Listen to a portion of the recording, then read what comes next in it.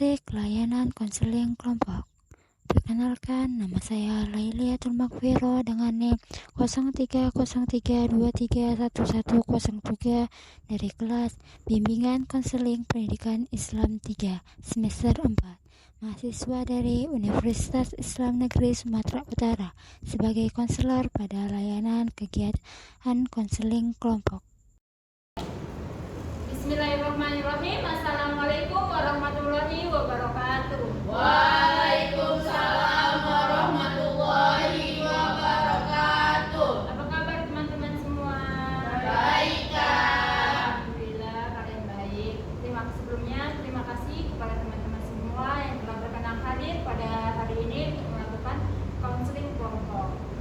Baik, sebelum kita memulai, perkenalkan nama kakak Lailiatul Makfiro selaku pemimpin kelompok pada kegiatan konseling kelompok. Teman-teman, alangkah baiknya kita berdoa terlebih dahulu sebelum memulai kegiatan berikutnya. Baik, marilah kita berdoa menurut keyakinan masing-masing. Doa dimulai.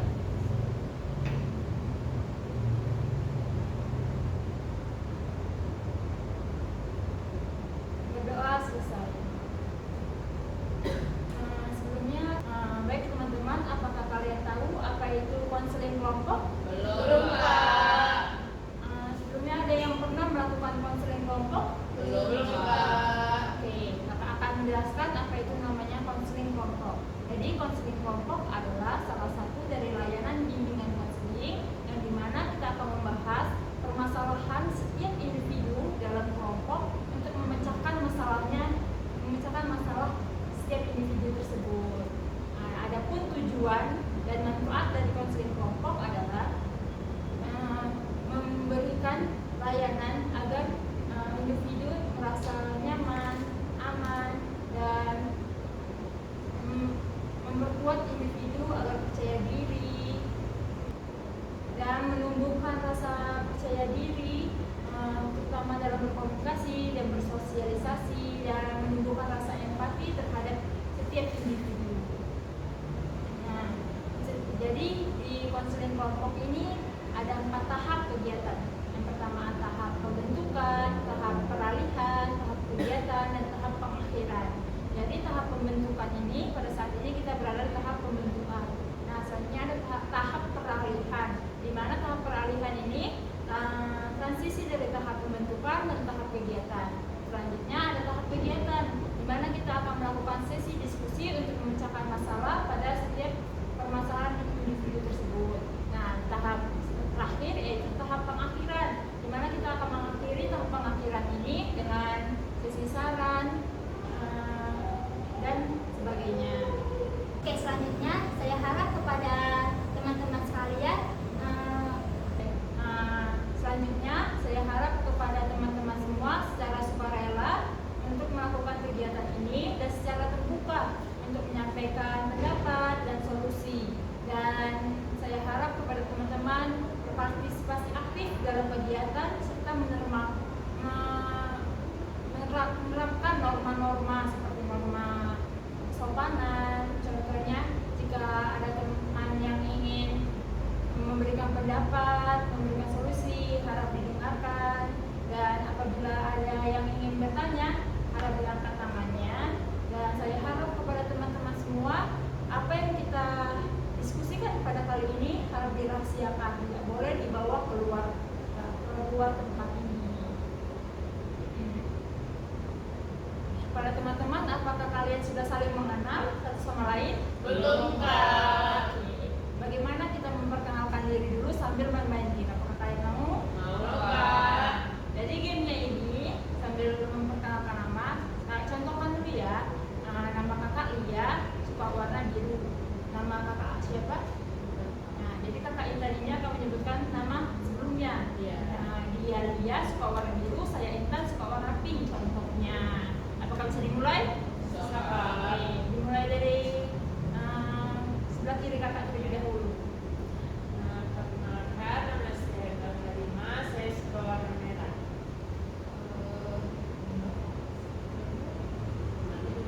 Nama dia Kalina, saya suka warna merah. Nama saya Kaliha, saya suka warna pink. Nama dia Kalima, dia suka warna merah. Nama dia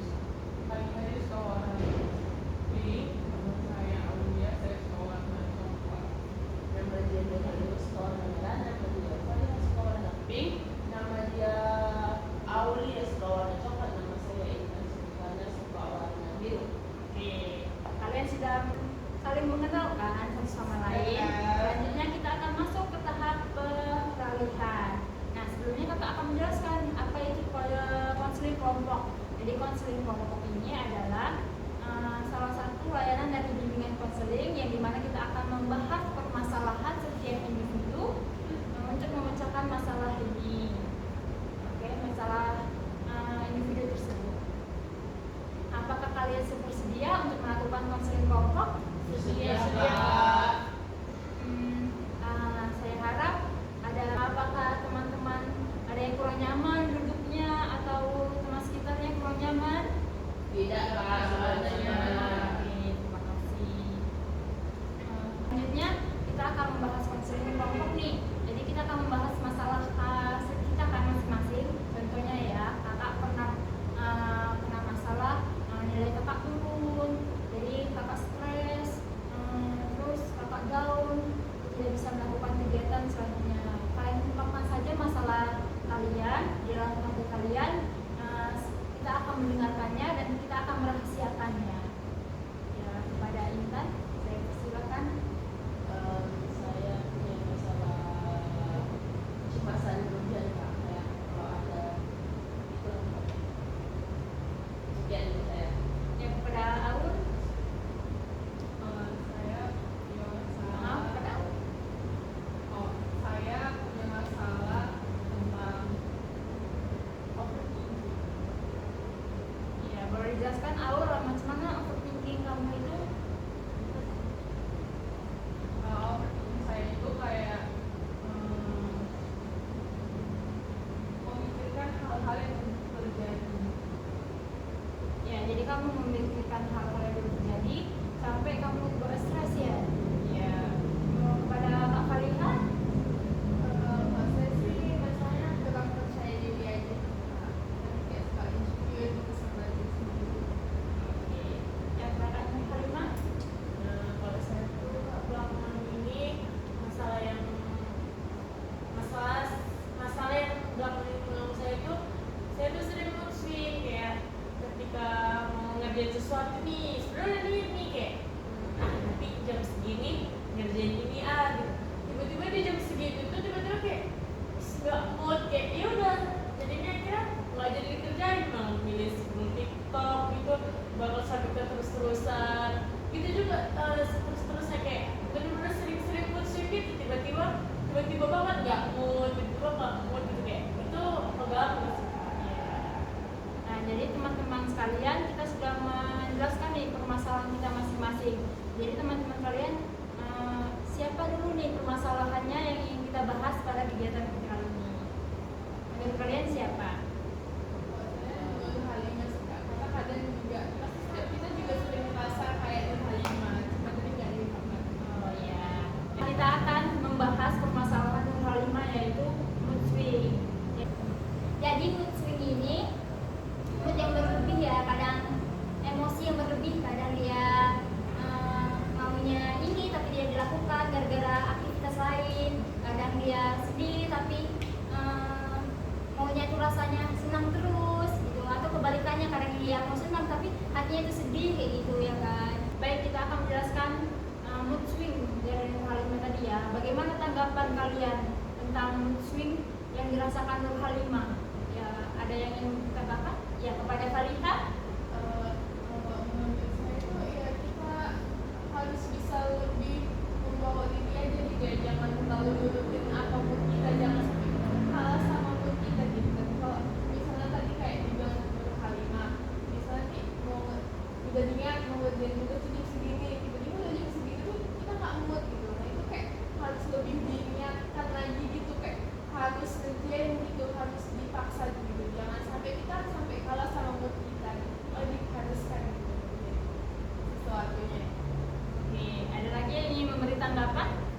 Ya, kepada Aulia, saya persilakan. Menurut saya juga seringnya sering kayak gini juga ya, kayak malah setiap hari saya kayak gitu, kayak maunya ke rumah mesti dulu baju berapa gitu, kayak jamnya aja harus 20 menit dulu gitu dulu kan, harus pas. Jadi kalau solusi itu kayak kita jangan terlalu menurut kata apa mau kita gitu, kayak boleh lah kasih dilawan biar apa yang seharusnya kita kerjain itu tepat waktu, udah nggak lewat. Ya,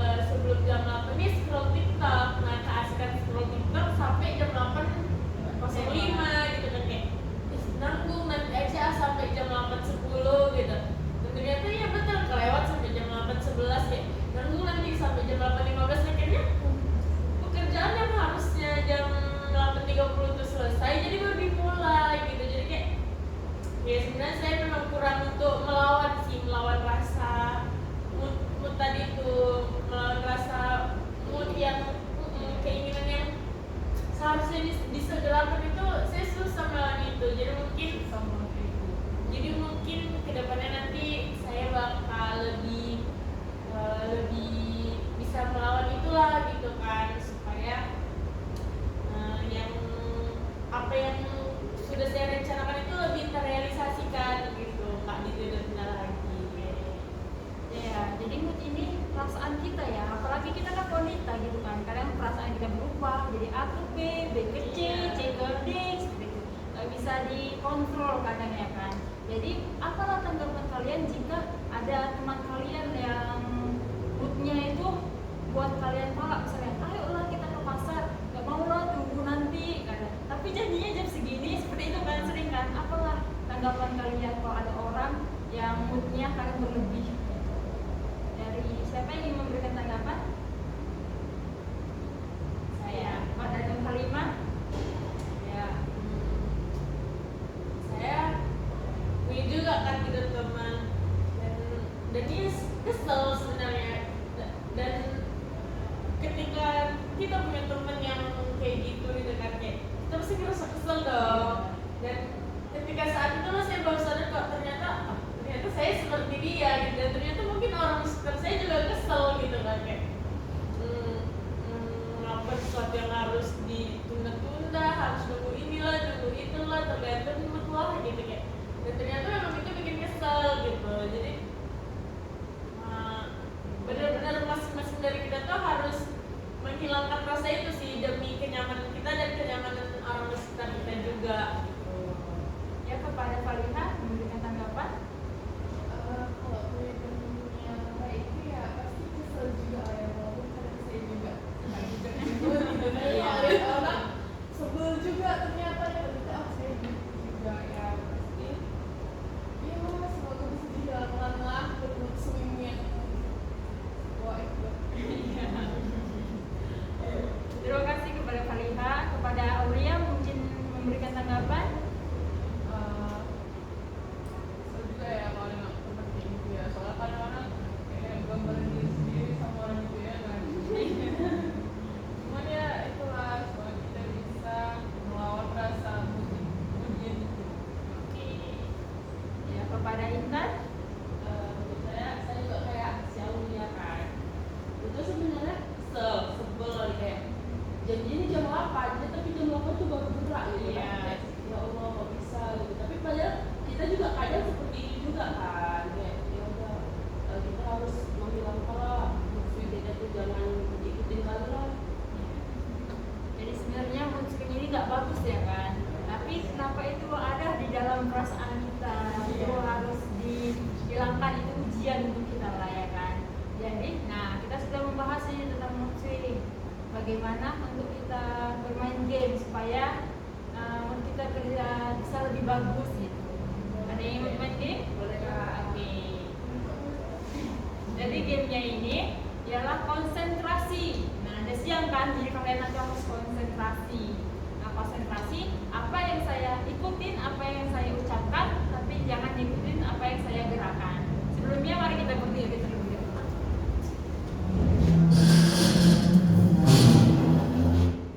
Oke. Nah, seperti apa yang saya bilang tadi, permainannya adalah konsentrasi. Ikutin ucapan saya, jangan ikutin pergerakan saya. Contohnya kalau saya bilang mulut tapi tangan saya megang kuping, jangan kalian ikutin tangan saya, tapi ikutin perkataan saya. Oke. Megang hidung, mata, mulut. Oke. Kita mulai ya.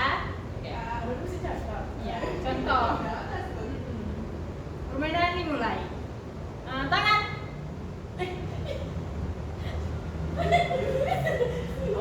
Tangan. Mata. Mulut. Wah, Halimah kurang berkonsentrasi ya. Oke, sekali lagi. Kaki. Oke.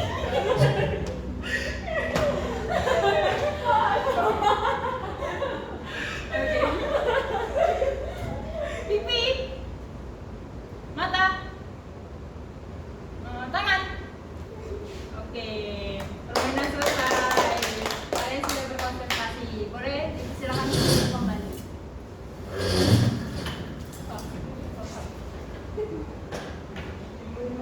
Nur Halimah. Ya, Nur ya. Oke, saya tegaskan kembali bahwasannya apa yang kita bicarakan, apa yang kita sudah diskusikan tidak boleh dibawa keluar atau harus kita rahasiakan ya. Nah, kita sudah masuk pada tahap pengakhiran, di mana kita sudah di penghujung kegiatan.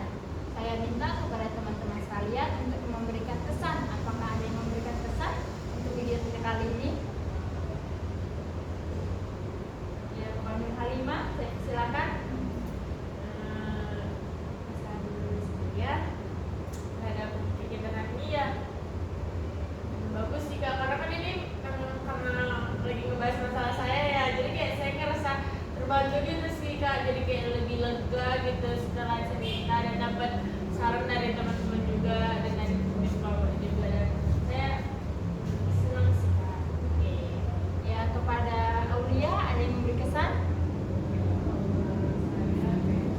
Maaf, kepada Aulia tolong dikuatkan. Menurut saya sih kita ini juga bisa membahas masalah-masalah yang mungkin memang sering terjadi di kita ini. Ya. Kita sudah berikan kesan sebagai terusnya. Setelah kesan saya ingin teman-teman sekalian memberikan BMB 3. Sebelumnya teman-teman tahu itu artinya BMB 3 itu apa? Jadi BMB 3 itu berpikir, merasa, bersikap, bertindak, dan bertanggung jawab. Dimana kalian teman-teman sekalian harus menerapkan BMB 3 ini. Dimulai dari sebelah kiri saya, kepada Halimah, saya silakan. Ya, mengenai mood swing tadi ya Kak, setelah saya pikir memang ternyata mood swing itu nggak bagus ya Kak, karena selain itu nggak bagus untuk diri kita juga itu membuat orang lain nggak nyaman juga, orang di sekitar kita gitu kan. Terus juga ngerasa ya sini kita ngerasa kesel kalau kita korban ya, walaupun kadang-kadang kita juga pelaku gitu. Kadang korban kadang pelaku. Terus juga mungkin setelah dari kejadian ini sikap saya yang mood swing itu mungkin akan lebih saya kurangin gitu lah demi kenyamanan orang-orang di sekitar saya gitu kan. Dan saya juga pastinya akan bertanggung jawab lah gitu kan, ketika ada orang yang ketika saya mood swing ada orang di sebelah saya, mungkin kayak ketika saya inget gitu kayak sesegera mungkin saya bakal minta maaf ke dia gitu. Mungkin itu aja kayak sih. Terima kasih.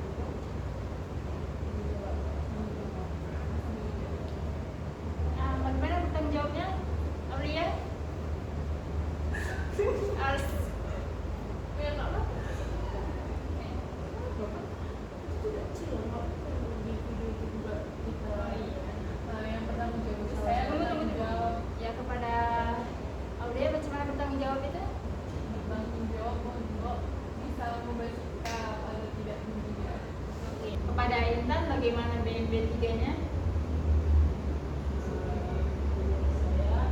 Saya berpikir bahwa fasilitas sebenarnya akan menyelesaikan semua orang punya kayak misalnya ini saya dari stres terus kelelahan atau faktor hormon dan itu juga bisa mempengaruhi cara kita berpikir dan berinteraksi dengan orang lain. Itu juga kalau saya merasa saya juga kadang merasa kayak bingung juga sama hidup saya pun juga bingung kayak perubahan hati saya sendiri tuh saya juga bingung kali itu dari hati orang. Jadi itu juga saya bertindak saat saya mengalami mood swing.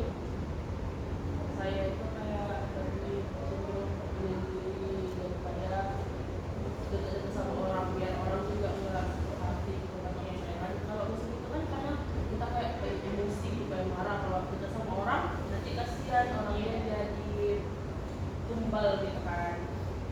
Terus juga saya bersikap saya mencoba bersikap terbuka terhadap teman saya kayak saya mencoba bersikap terbuka terhadap teman saya dan agar mereka tahu teman saya dan berusaha bersikap tenang secara halus. Bertanggung jawab saya mulai mengurangi lah kayak rasa saya itu saya hilangin gitu kan. Oke, terima kasih kepada teman-teman telah mengungkapkan BMB3-nya. Selanjutnya, bagaimana pendapat teman-teman untuk saran ke depannya? Ya, kepada Fariha saya silakan. Saran ke depannya mungkin kita bisa ganti suasana ya Kak, nggak yang ruangan tertutup tuh bisa mungkin di ruangan yang lebih terbuka gitu, dan permainannya mungkin bisa yang lebih asik gitu. Ya, kepada Intan saya silakan. Saran saya semoga kita kedepannya bisa lebih semangat lagi kan. Ini juga saya kayak pengen membahas permasalahan yang lainnya tentang pendidikan kayak itu kan relate kan di Terima kasih telah memberikan saran untuk depannya. Saya harap para teman-teman semua untuk memberikan pesan dari kegiatan kita kali ini. Dimulai dari sebelah kanan saya. pesan saya semoga kita individu ini lebih kayak jangan hidup terus, kita harus menghilangkan apa kita tuh jangan kayak dari sini mau ngapain nggak usah ikut-ikutan harus tetap apa kerjaan di pertama kita harus tetap jangan langsung jangan lebih dari sini gitu. Oke. Kepada Aulia, Semoga kita jangan pusing terus. ya kepada Fariha. Ya untuk kita semua ya, semoga kita bisa lebih mengatur mood kita lagi gitu ya, mengatur emosi, jangan sampai kita kalau mengikuti mood kita yang di ujung-ujungnya juga merugikan diri kita sendiri. Ya, sekian ya. Kepada Nur Halimah. Nah, ya, jadi pesan dari saya mungkin untuk diri saya dulu sendiri ya dan untuk teman-teman yang lain juga. Jadi ketika kita udah merencanain sesuatu nih kayak langsung aja kita kerjain, nggak usah lagi berpikir kayak nanti ada kubur nggak usah kayak ketika kita udah bikin schedule nih kayak nanti jam 8 aku nyapu. Ya udah langsung aja, nggak usah nunggu jam 8:05, jam 8:10 kayak udah langsung aja gitu. Jadi untuk supaya nggak merugikan orang lain dan nggak merugikan kita juga. Oke, terima kasih kepada Nur Halimah. Terima kasih juga kepada teman-teman sekalian telah berpartisipasi dalam kegiatan konseling kita kali ini. Oke, kegiatan kita sudah berakhir. Saya mengucapkan terima kasih dan saya tutup dengan doa. Baik, saya tutup dengan doa. Doa dimulai. Doa selesai. Wabillahi taufiq wal hidayah. Wassalamualaikum warahmatullahi wabarakatuh. Waalaikumsalam warahmatullahi wabarakatuh. Demikian hasil video mengenai konseling kelompok yang membahas tentang masalah mood swing. Semoga dari video ini kita bisa mengendalikan emosi serta perasaan diri kita untuk kedepannya. Semoga video ini bermanfaat untuk saya dan untuk kita semua.